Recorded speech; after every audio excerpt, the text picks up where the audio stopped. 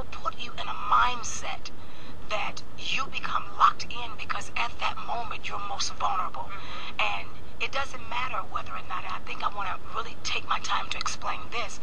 At your point of vulnerability, you have individuals, whether or not the spirit that they've come in is a right spirit or a wrong spirit, it is a stronger spirit than the one that you have at that time. Okay. So an individual can see you going through something, and you can be vulnerable, and they can impart the posture of bitterness in you, and it'll frame your spirit to the point that you'll find yourself fighting more against people than you are fighting to survive. Yes. And so I think in that case, when you look at capacity and who grabs a hold to you, you have to begin to analyze and categorize your relationships. For example, I have some friends, I've lost some friends in this process because I refuse to be handled in the damsel in distress posture. I've lost some friends in this process because they don't understand my stand for integrity, my stand for righteousness, my decision not to be slanderous and not to be bitter. I've lost some friends in this process because they didn't have the capacity to walk where I was walking.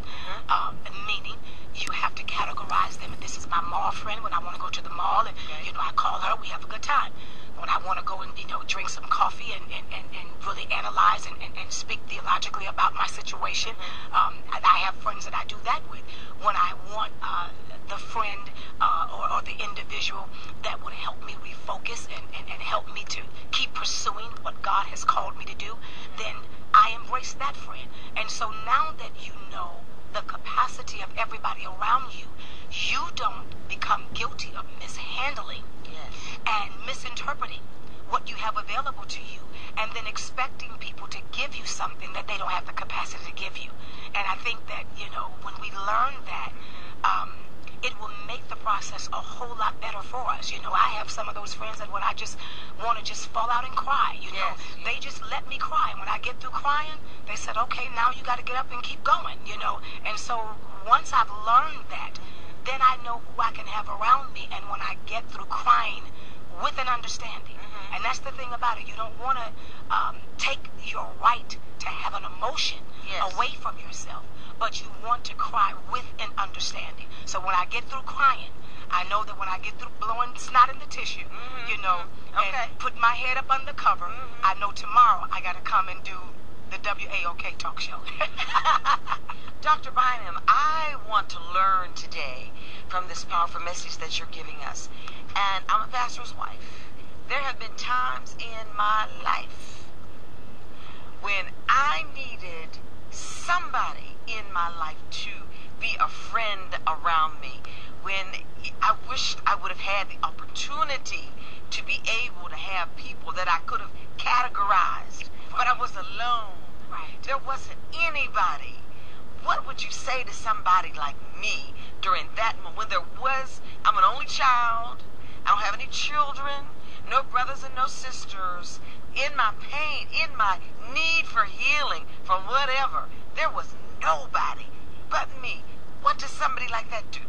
Well, I think that when you really dissect it, and I'm in this whole dissecting thing because, I think when you take time to dissect your situations, you won't live a life of panic, and you won't live a life of, oh my God, you have your moments where you feel it emotionally, and you really have those moments. I mean, I had one last night, one of those in the bathroom crying, and, but the bottom line of it is no matter how many people you still have around you, I want to even encourage you that every individual that will go through whatever they go through, even though you may have the right levels of friends around you with the right levels of capacity in them, you are still alone in that situation, because it is your trial.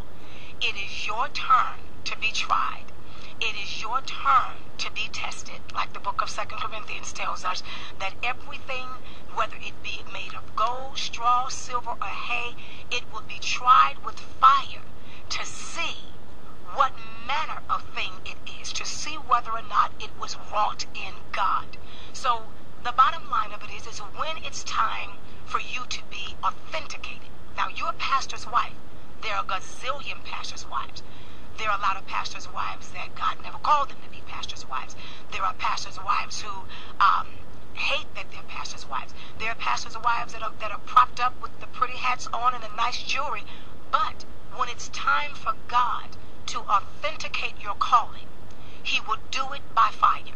Yes. He would do it by rage and by fire, so that not only will the people know, but that you would know without a shadow of a doubt, God called me.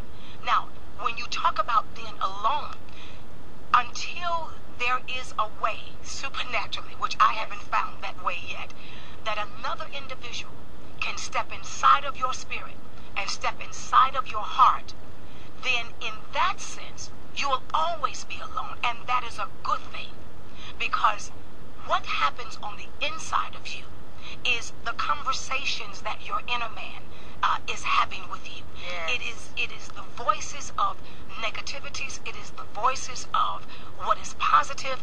It is the voices of what is a lie and what is a truth. And so then you have an opportunity to grow. And you grow from within. And in growing, it comes a time when you have to call the lie in your head a lie. Yes. There comes a time when you have to speak to depression and say, I don't receive this. Right. There comes a time when you have to look in the mirror and say, I know what you feel today, but I know what God called you to be. And you look in the mirror like David did and say, I'm going to encourage myself in the Lord. Oh, yes. What that does for you, woman of God, and what it does for me and so many people that are listening, it allows you to lose the false dependencies on people to get you there. So that any given time when your best friend can't get the plane and your best intercessor prayer partner, pastor girlfriend, can't be reached and she done dropped her cell phone in the bathtub and it don't work, you're not in a panic, because you know that you've taught yourself by way of God how to minister to yourself to the point that you know now that you can make it. So alone is not a bad thing. Alone sometimes is a good thing, because it teaches you how to bring yourself to another level of maturity. We're News and Talk 1380 WAOK 404-892-2703. Dr. Juanita Bynum on News and Talk